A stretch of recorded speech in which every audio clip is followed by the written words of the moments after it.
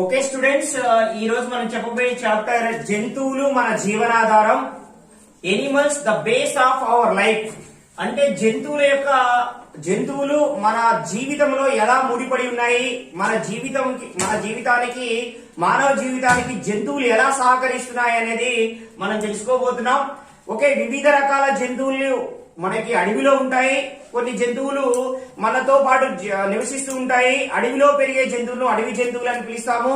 Okay, ఇంట్లో పెంచుకునే జంతువుల్ని పెట్ ఎనిమల్స్ అని అంటాము. ఓకే, పెంపుడు జంతువులుగా తీసుకోవడం జరుగుతుంది.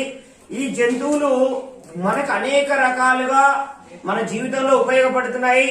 సపోజ్ మనం అగ్రికల్చర్ వ్యవసాయ పరంగా కనుక తీసుకుంటే జంతువులు మనకి అనేక రకాలుగా వ్యవసాయంలో మనకు తోడ్పాటు అందిస్తున్నాయి.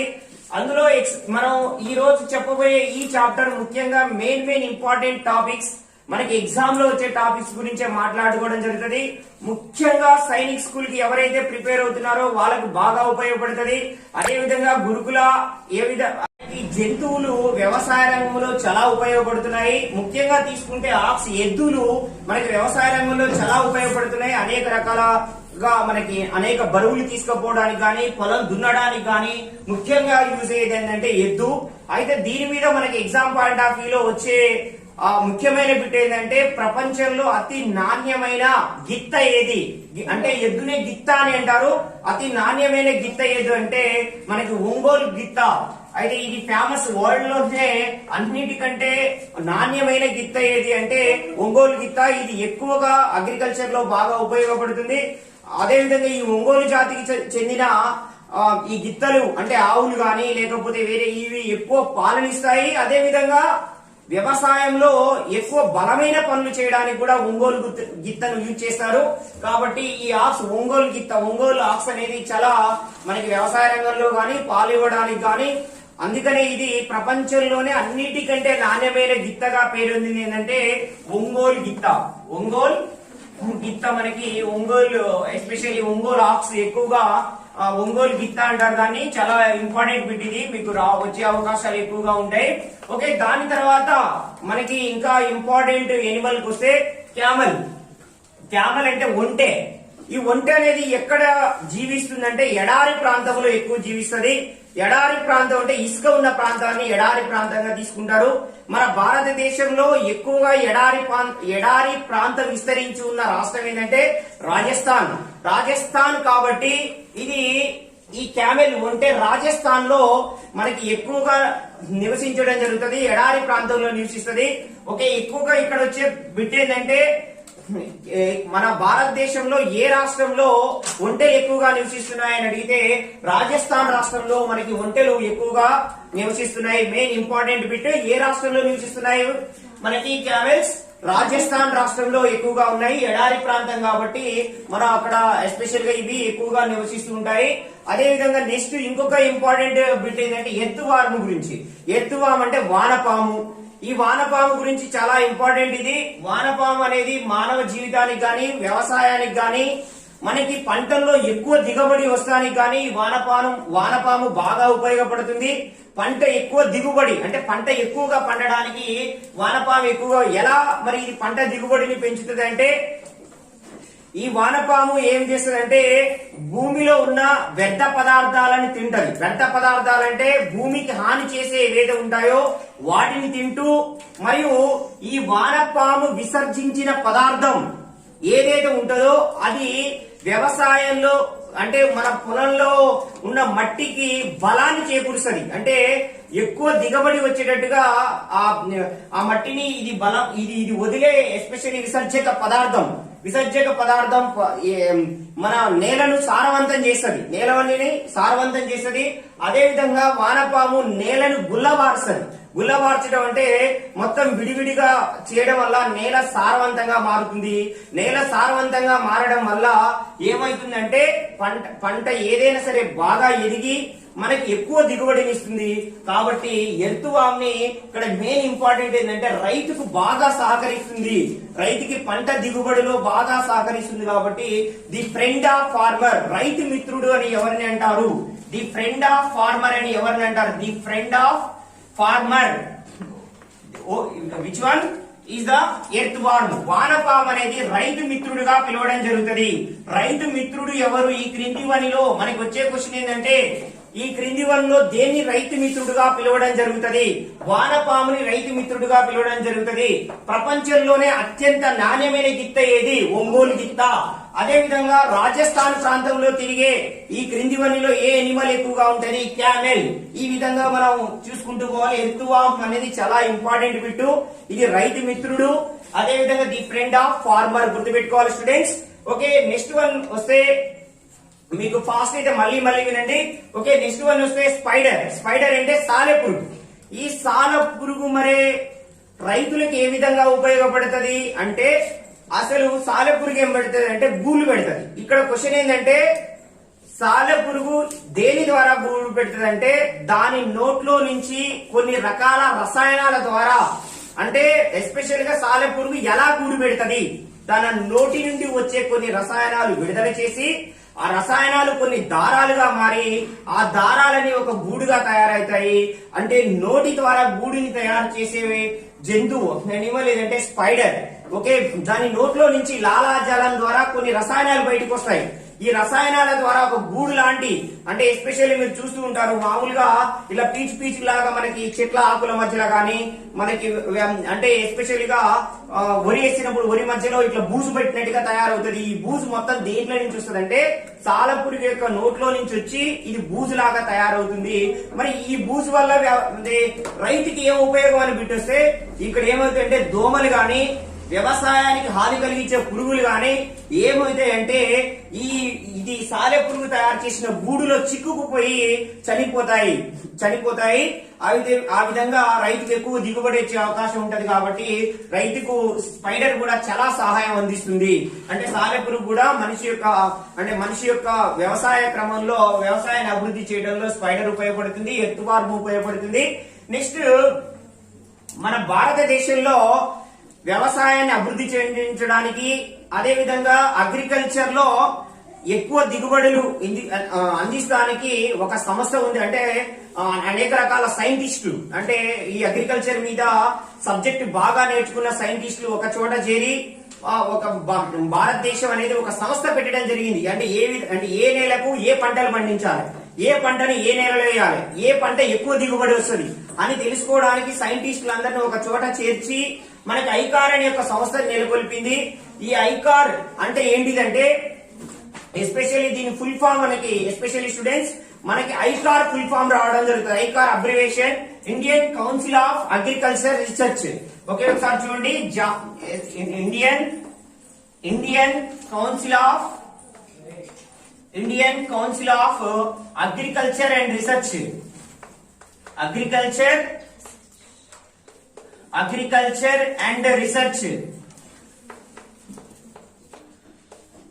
Agriculture and research most important. Indian council of agriculture and research ఇది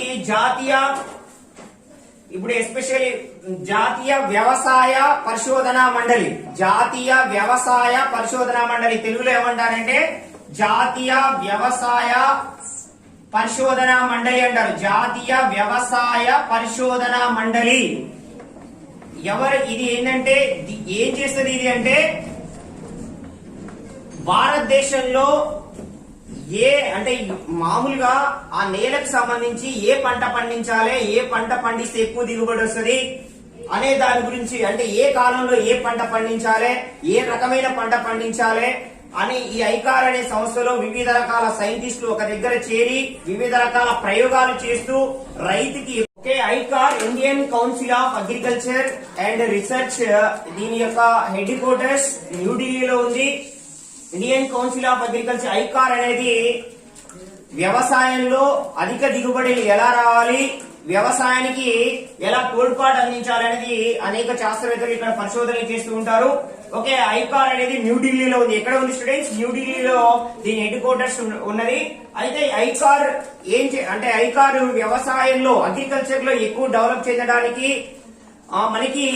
మనకు వచ్చే ఎగ్జామ్ పరంగా ఎక్కువ ఇంపార్టెంట్ ఏంటంటే ఐకార్ అంటే Indian council of agriculture research సృష్టించిన జీవి పేరేంటిది అంటే ఒక జీవిని సృష్టించింది. ఆ జీవి పేరు ఏంటంటే టైకోగ్రామా గ్రామా. ఓకే, ఇది ఏం చేస్తుంది? టైకోగ్రామా.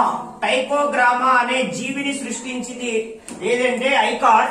ఈ టైకోగ్రామా ఏం చేస్తుందంటే పంట పొలాలపై వాలిన శత్రు అంటే ఎస్పెషల్లీ చిన్న చిన్న పురుగులు కానీ ఏవైనా వాలి అవి గుడ్లు పెట్టినప్పుడు ఆ గుడ్లని నాశనం చేయడానికి ఒక జీవిని కనుగొన్నది ఈ టైకోగ్రామా అనే జీవి. ఏం చేస్తుందంటే పంట పొలాలపై వాలిన అనేక పురుగుల యొక్క గుడ్లను నాశనం చేసి పంటలకు ఎక్కువ దిగుబడి వచ్చేటట్టు చేసేది ఏంటిదంటే trichogramma. Most important bit students, ICAR తయారు చేసిన ఒక జీవి ఏంటంటే ఇది పంటలపై వాలిన వివిధ రకాల పురుగుల యొక్క గుడ్లను నాశనం చేసే జీవి ఏంటంటే టైకోగ్రామా.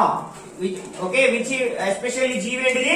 టైకోగ్రామా. ఇది చాలా ఇంపార్టెంట్ బిట్ మనకి. టైకోగ్రామా ఇది ఐకార్ అనే సంస్థ తయారు చేసింది.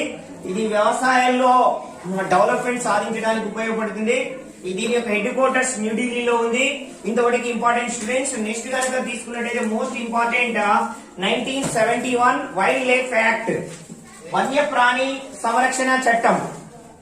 అయితే ఈ వైల్డ్ లైఫ్ యాక్ట్ ప్రకారం మరి ఏంటిది? 1971 వన్యప్రాణి సంరక్షణ చట్టం. అంటే మన చుట్టూ అనేక రకాల వన్యప్రాణులు ఉంటాయి, అనేక రకాల వన్యప్రాణులు ఉంటాయి. మనం వాటిని వేటాడి చంపడం ద్వారా ఏమవుతుందంటే ఆ ప్రాణులు అనేవి లేకుండా పోతున్నాయి. వాటిని రక్షించుకోవడానికి ఆ వన్యప్రాణి సంరక్షణ చట్టం 1971 వైల్డ్ లైఫ్ యాక్ట్ షెడ్యూల్ 1 లో దీన్ని చేర్చడం జరిగింది. మరి ఏ జంతువులని వీటి ప్రకారం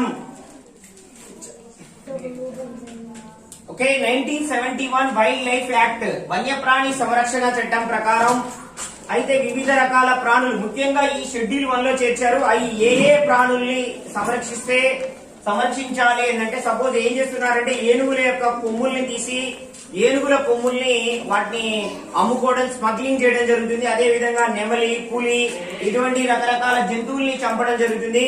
అయితే 1971 వైల్డ్ లైఫ్ యాక్ట్ షెడ్యూల్ 1 ప్రకారం మనం ఏ జంతువులని చంపితే నేరం అంటే ఫస్ట్ వన్ ఏనుగు, పులి, నెమలి.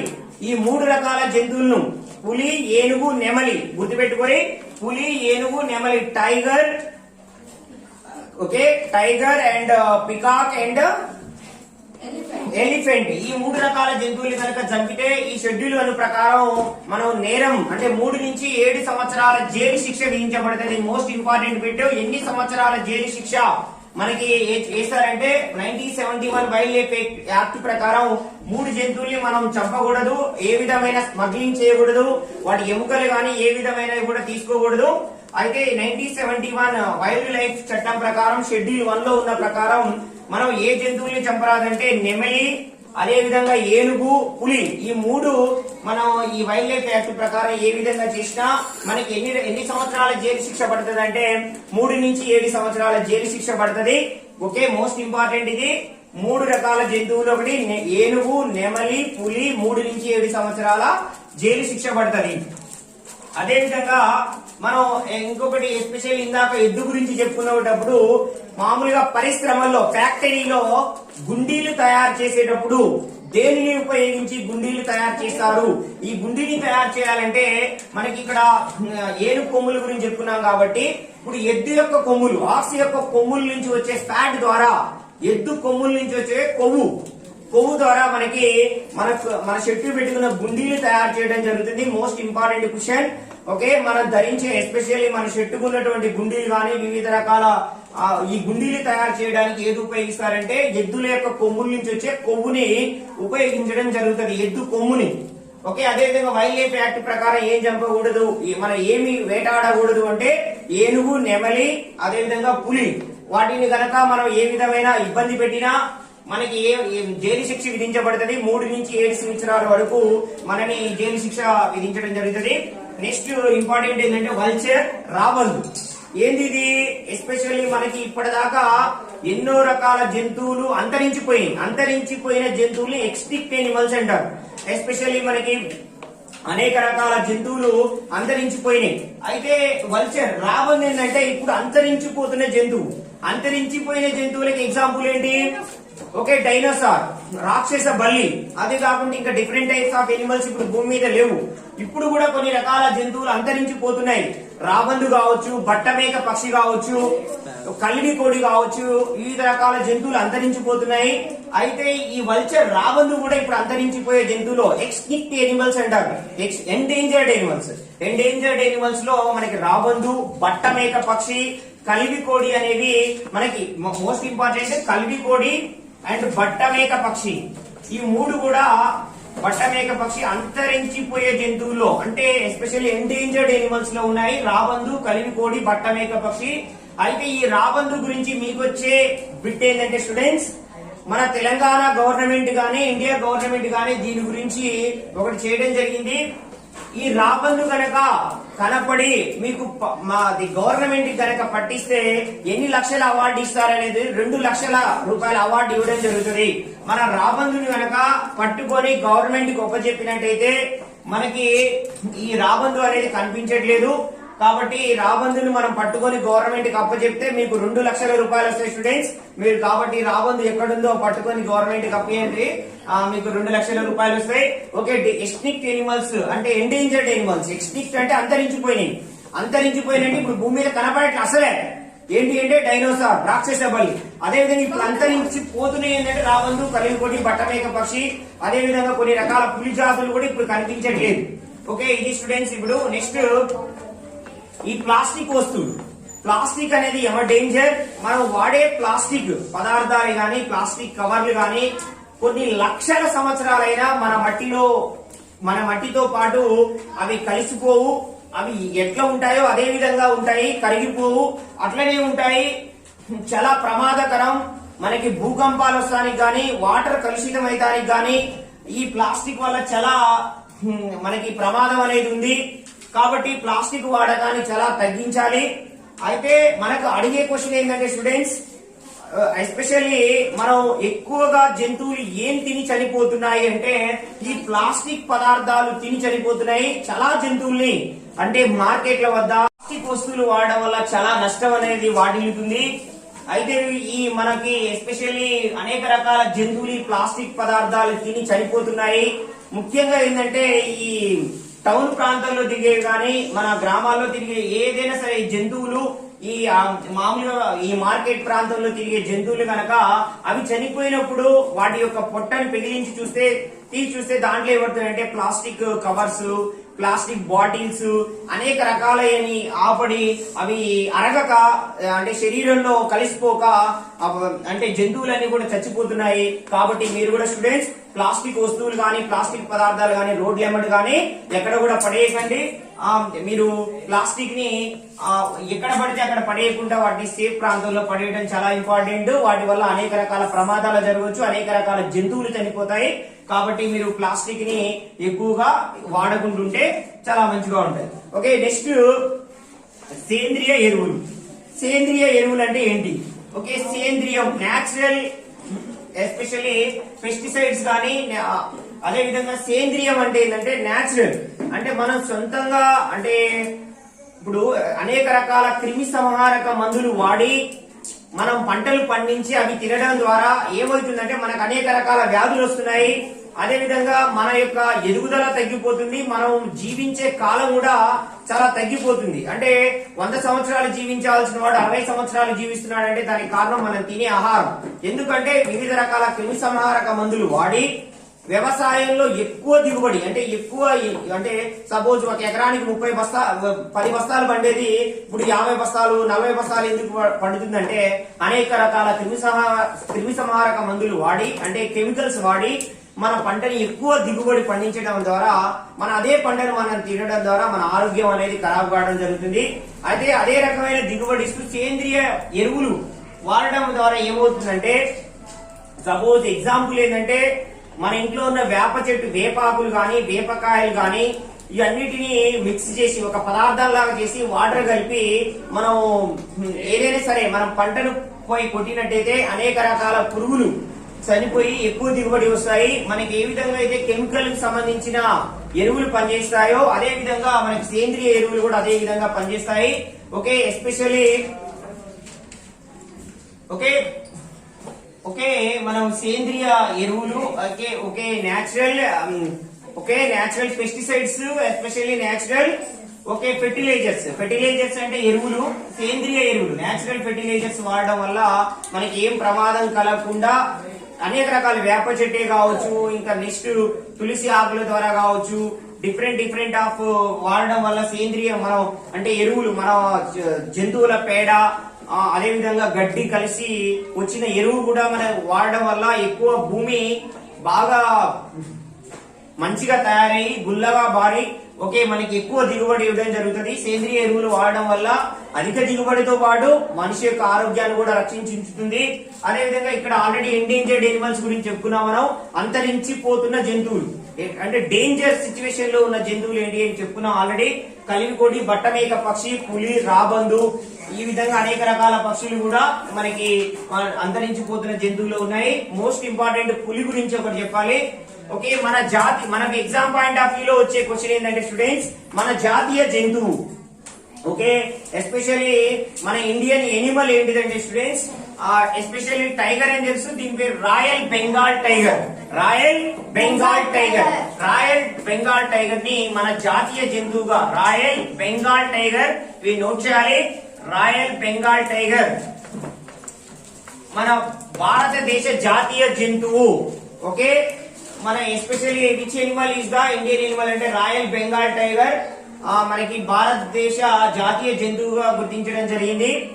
అయితే రాయల్ బెంగాల్ టైగర్ ఇక్కడ మనకి మెయిన్ వచ్చే క్వశ్చన్ ఏంటంటే రాయల్ బెంగాల్ టైగర్ భారతదేశంతో పాటు ఇంకా ఏ దేశంలో కనిపిస్తుందని అడుగుతాడు. ఆన్సర్ ఏంటంటే బంగ్లాదేశ్. మోస్ట్ ఇంపార్టెంట్ ఇది. రాయల్ బెంగాల్ టైగర్ అనేది భారతదేశం యొక్క జాతీయ జంతువు, national Animal royal Bengal tiger. Especially ఇది భారతదేశంతో పాటు ఇండియాతో పాటు ఇంకా ఏ దేశంలో కనిపిస్తుంది అంటే స్టూడెంట్స్ బంగ్లాదేశ్ లో కనిపిస్తుంది. ఓకే, ఇక్కడ వచ్చిన అన్ని క్వశ్చన్లు కనుక మీరు పర్ఫెక్ట్ అయినట్టయితే 100% మీరు ఎగ్జామ్ లో సైనిక్ లో ఇవి అడగడం జరుగుతుంది. 100% వీటిని 1-2 సార్లు పర్ఫెక్ట్ కాండి, 100% మీకు ఎగ్జామ్ లో ఈ క్వశ్చన్స్ వస్తాయి. ఓకే స్టూడెంట్స్, హార్డ్ వర్క్ చేయండి, ఖచ్చితంగా సీట్ సాధిస్తారు. Okay, bye.